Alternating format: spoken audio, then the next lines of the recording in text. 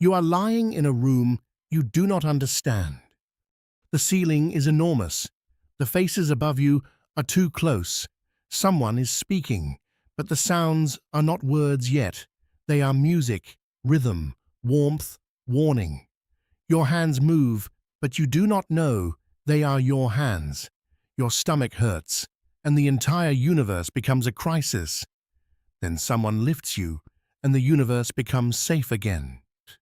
You were there. You lived it.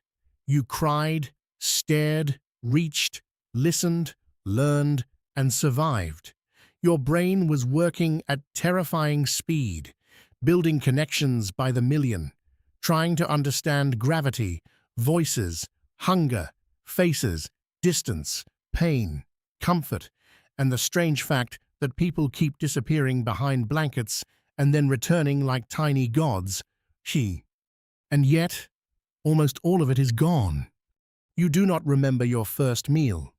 You do not remember the first time you saw your own mother's face. You do not remember learning that night is different from day, that a door can open, that a dog is not a blanket, or that falling off a couch is a surprisingly bad idea. So what happened? Did your brain simply fail to record the beginning of your life?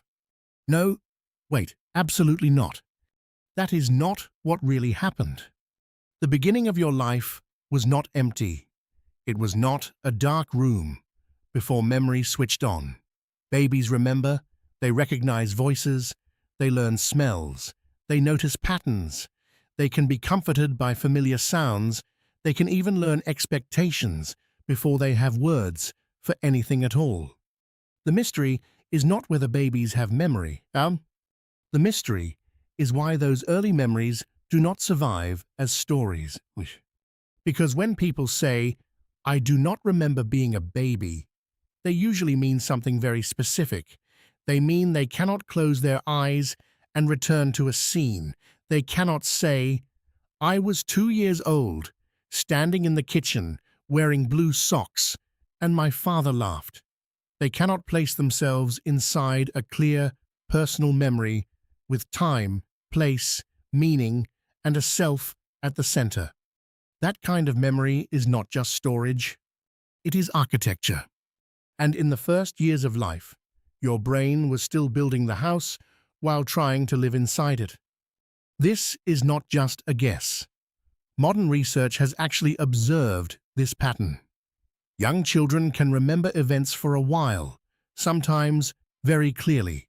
A toddler may talk about a trip, a toy, a person, or a scary moment, but as the child grows older, many of those memories fade, break apart, or become impossible to retrieve.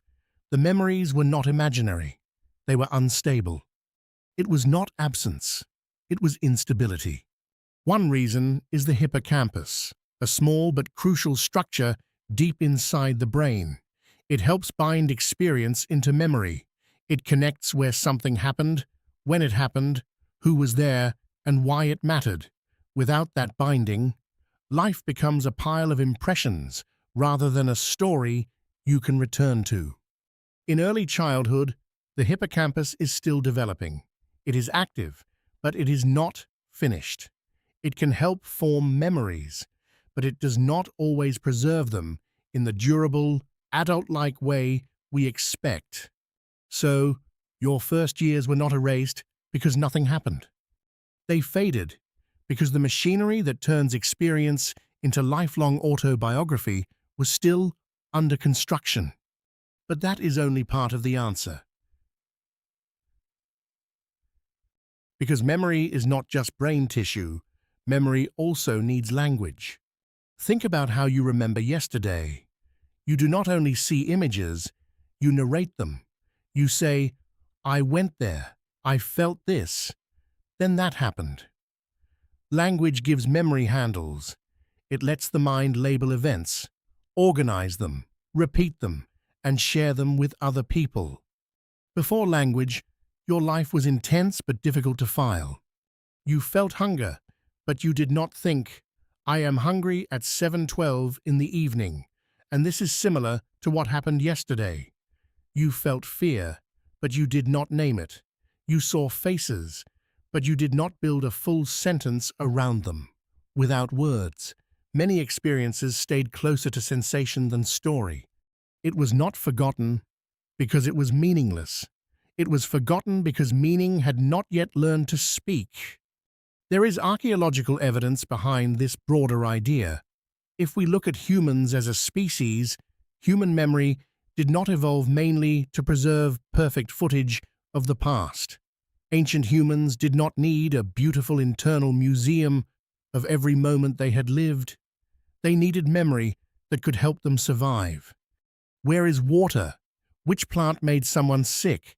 Which valley has predators? Who can be trusted? Which sound means danger?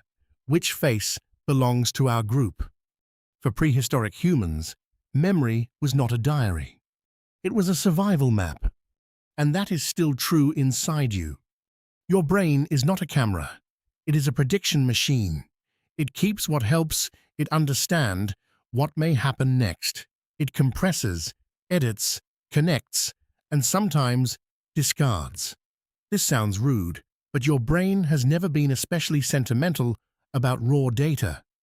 Hold on, that is not what really happened when we imagine memory as a video library. There is no tiny archivist in your head placing every baby memory on a shelf. Memory is reconstructed. Every time you remember something, your brain rebuilds it from pieces, images, emotions, words, later knowledge, and stories other people told you. This is why memory can feel vivid and still be imperfect. It was not recording, it was reconstruction. And for a baby, reconstruction has a problem. The self is still forming. You now remember life from the perspective of me. I was there. I wanted that. I was scared. I liked that person. But babies do not begin life with the same stable sense of self that older children and adults have. They are learning where their body ends, how other people respond, what belongs to them, and what stays the same over time. To make an autobiographical memory, you need more than an event. You need an owner of the event. You need a self to hang the memory on. In the first years, that self is not absent, but it is still becoming stable. Your brain is learning that the tiny person in the mirror is you, that yesterday and today are connected, that you remain the same person even after sleeping, crying, eating, and being carried across a room like confused luggage. So again, the beginning of your life was not empty. It was too early to be organized in the way adult memory demands. But that was not the end. There is another strange reason your brain may have lost access to those first years. Your brain was changing too fast.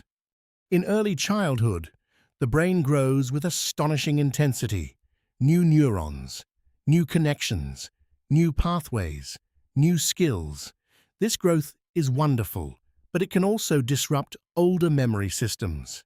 Imagine trying to keep a library perfectly organized while the building is being renovated. The shelves are moving, the labels are changing, and someone keeps adding new floors. Duh! That was your brain? The memories may have existed, but the address system changed. A memory is not useful if the brain no longer knows how to find it. Not because the past was worthless, but because the map to the past was rewritten. This is why some early experiences may still influence you even if you cannot remember them as scenes. You may not remember being comforted every night, but your nervous system may have learned that closeness is safe. You may not remember a frightening sound, but your body may still react to something similar. You may not remember the first person who smiled at you, but your brain learned faces, warmth, and trust from thousands of tiny moments. This is not just a guess. Modern research has actually observed that early life can shape later behavior. Stress responses, attachment, and emotional patterns, even when explicit memories are unavailable. In other words, The story may be gone, but some of the training remains. Your brain erased the beginning of your life in one sense. But in another sense, it did not erase it at all. It absorbed it. That is the strange part. The first years are missing from your conscious autobiography, but they are not missing from you. They helped build the brain that is now trying to understand why they disappeared. It is like a builder removing the scaffolding after the house is complete. You cannot see the scaffolding anymore. You cannot walk through it, touch it, or describe every pole. But without it, the house would not be standing. Your earliest life is the scaffolding of you. And this brings us back to ancient humans.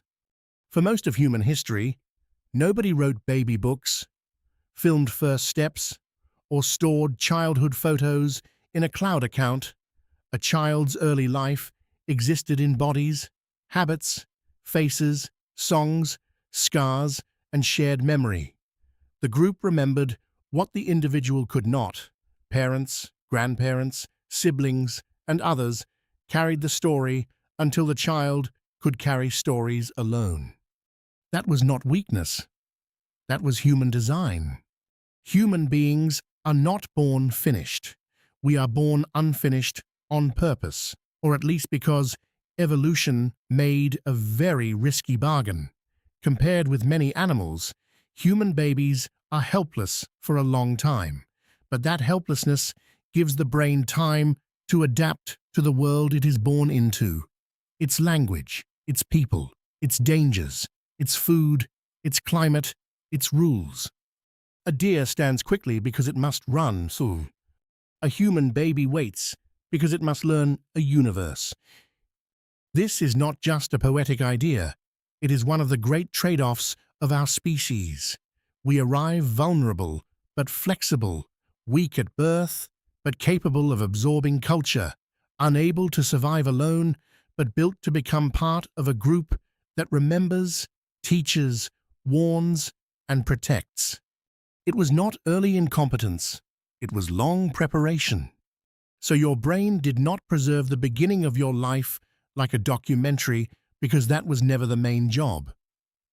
The main job was to build a person who could later speak, bond, predict, cooperate, fear the right things, trust the right people, and learn from a world far too complicated to understand at once.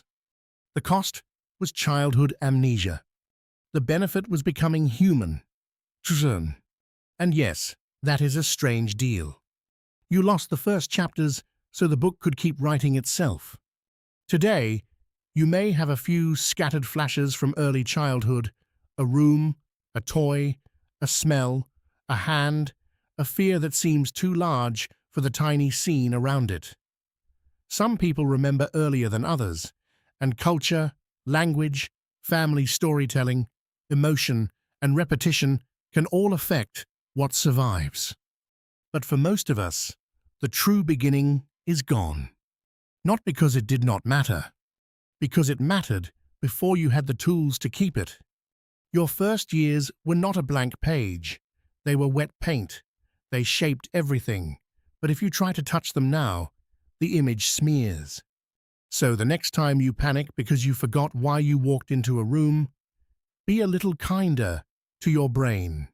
This is the same organ that once deleted several years of your life, misplaced your first birthday, lost the moment you learned gravity, and still, somehow, insists it is in charge. And the next time you wonder where the beginning of your life went, remember this. It did not vanish into nothing. It became your instincts, your attachments, your reactions, your sense of safety, your way of reading faces, your way of needing other people. You cannot remember the baby you were, but that baby helped build the person who is asking the question.